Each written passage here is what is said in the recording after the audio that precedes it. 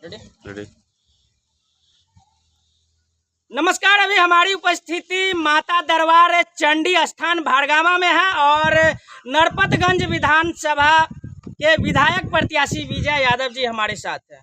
जानेंगे इनसे जो है कि बीते दिन नरपतगंज हाई स्कूल मैदान में जो है नित्यानंद राय जी के प्रोग्राम में कुछ वर्तमान विधायक के विरोध में लोग जो है काला झंडा या उखाड़ फेंको या मुर्दाबाद ऐसे कुछ नारा लगा था और वहां के लोगों का मानना है या उनके पार्टियों का कहना है कि ये विजय यादव के द्वारा करवाया गया था। इसमें कितना सच्चाई है सर?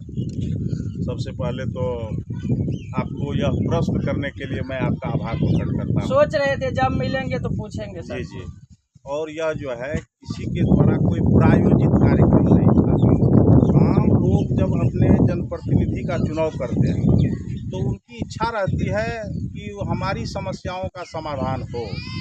आज पता नहीं कब से उन लोगों का जो है सड़क नहीं बन पाया है। नरपतगंज के बगल के ही वो लोग हैं जो लोग विरोध कर रहे थे और सड़क की समस्या को लेकर के विरोध हुआ था। हम लोग वहाँ भी बात किए थे तो सीधे बोले कि विजय यादव का लोग था वो। जी, मैं वही बता रहा हूँ।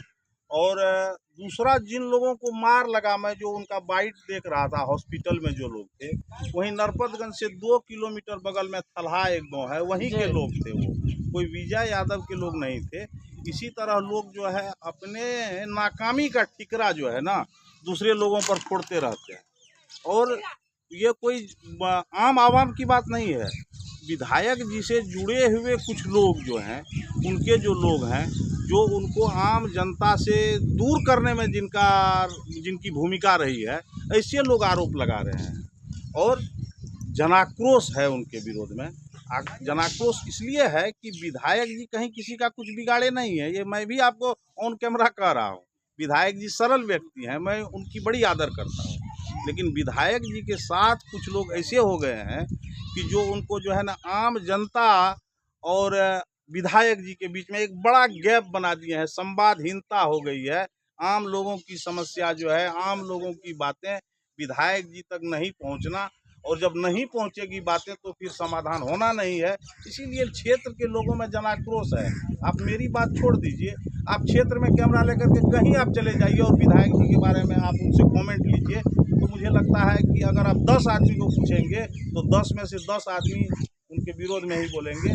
जहाँ तक मेरे द्वारा प्रायोजित तरीके से विरोध करवाने की बात है तो मेरे बारे में मैं आपके कैमरा पर स्पष्ट रूप से बता देता हूँ कि पीठ में किसी के छुरा घोंपना मेरी आदत में नहीं है।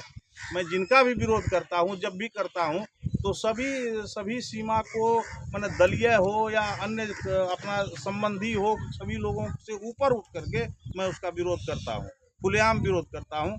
इसीलिए जो है मैं ऐसे कामों में कभी विश्वास नहीं रखता।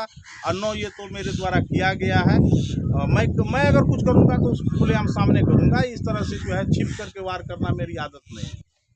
जयप्रकाश यादव जी मंच से बोले थे अगर विरोध आपको करना है तो आप मीडिया के सामने कीजिए, इस तरह से नहीं कीजिए। अगर वर्तमान विधायक होते सर, और अगर आपके आगे काला झंडा या ऐसे बीजेपी बचाओ जयप्रकाश हटाओ का नारा लगता तो आपको कैसा लगता? आप जान लीजिए कि यह जो भारतीय जनता पार्टी है, इसके जो शीर्ष पुरुष हुए हैं पंडित दीनदयाल उपाध्याय और श्यामा प्रसाद मुखर्जी।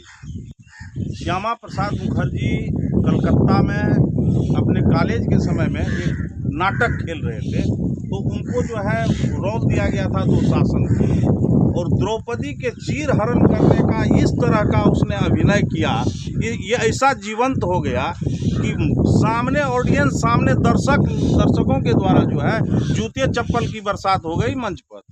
और श्यामा प्रसाद मुखर्जी ने उस सारे जूते चप्पल को उठा कर कहा ये मेरा पारितोषिक है। आम जनता ने किसी जनप्रतिनिधि को आम जनता के द्वारा बनाए गए हैं। कोई पढ़ लिख करके परीक्षा पास करके कोई विधायक मुखिया नहीं होता है। तो जब आम जनता के द्वारा बनाया गया है तो उसकी बात को